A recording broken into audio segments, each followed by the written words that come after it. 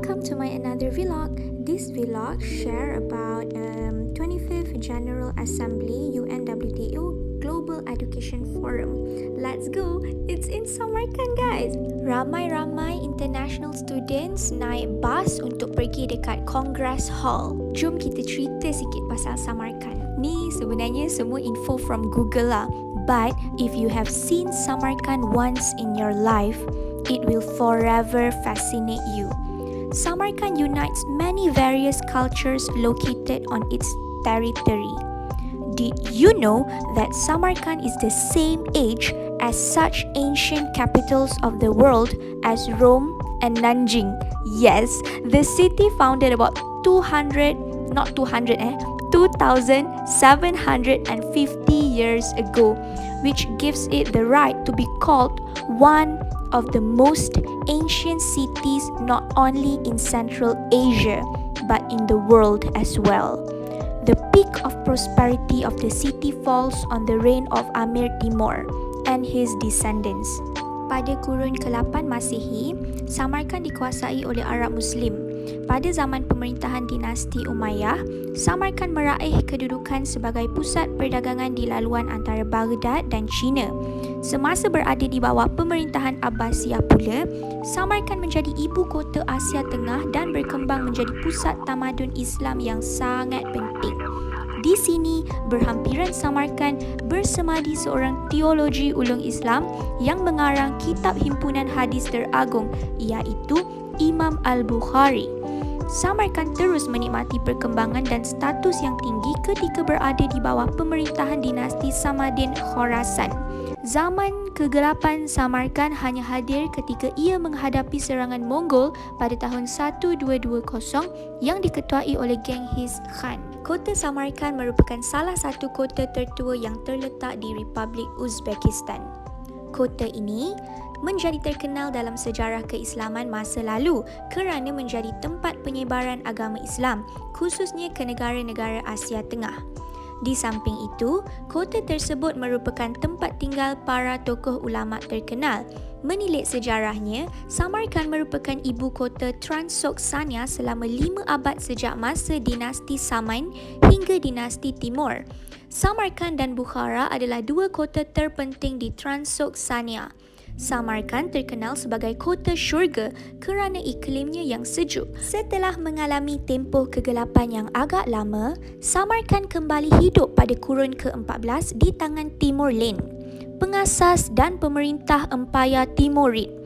Samarkand dijadikan sebagai ibu kota dan di bawah pemerintahan Timurlen inilah kota tersebut mencapai kemegahannya yang terulung dan berkembang menjadi sebuah kota yang paling kaya. Beliau secara bertahap tetapi pasti membangunkan kota ini dan menjemput ramai artisan, jurutera dan pemahir ilmu dari seluruh empayarnya untuk hidup di Samarkand. Timurlen sememangnya seorang pemerintah yang digeruni oleh para musuhnya. Namun, beliau dilihat sebagai seorang yang penyayang terhadap individu yang memiliki kemahiran tinggi. Artisan-artisan ini diarahkan oleh Timurlen agar menjadikan Samarkand sebagai sebuah kota yang paling agung lagi indah sehingga layak digelar sebagai permata Asia Tengah dan dunia. Antara tempat yang paling indah di Samarkand adalah dataran Rajistan yang namanya itu membawa maksud tempat berpasir. Dataran Rajistan merupakan sebuah dataran awam yang besar. Tiga belah sisinya dikelilingi oleh kompleks keagamaan seperti masjid, khans, rumah persinggahan dan madrasah. Dataran Rajistan menjalani pembinaan semula beberapa kali dalam tempoh antara tahun 1370 sehingga 1500 oleh Empayar Timurid. Selepas kemangkatan Tamerlane, Empayar Timurid menjadi semakin lemah dan kehilangan kuasa secara sepenuhnya pada lewat kurun ke-15. Samarkand kemudiannya diperintah oleh Uzbek selama 4 kurun. Ia sempat menjadi Emiriyah Bukhara dan tumbang ke tangan tentera Rusia pada tahun 1868. Memasuki tahun 1925, Samarkand dijadikan sebagai ibu kota Republik Sosialis Soviet Uzbek. Namun pada 1930, kedudukan itu digantikan oleh Tashkent. Samarkand, sebuah kota yang memiliki gerbang-gerbang yang besar. istana-istana yang megah dan kubah-kubah yang indah serta ribuan mozaik biru ini sama sekali bukanlah sebuah kota biasa.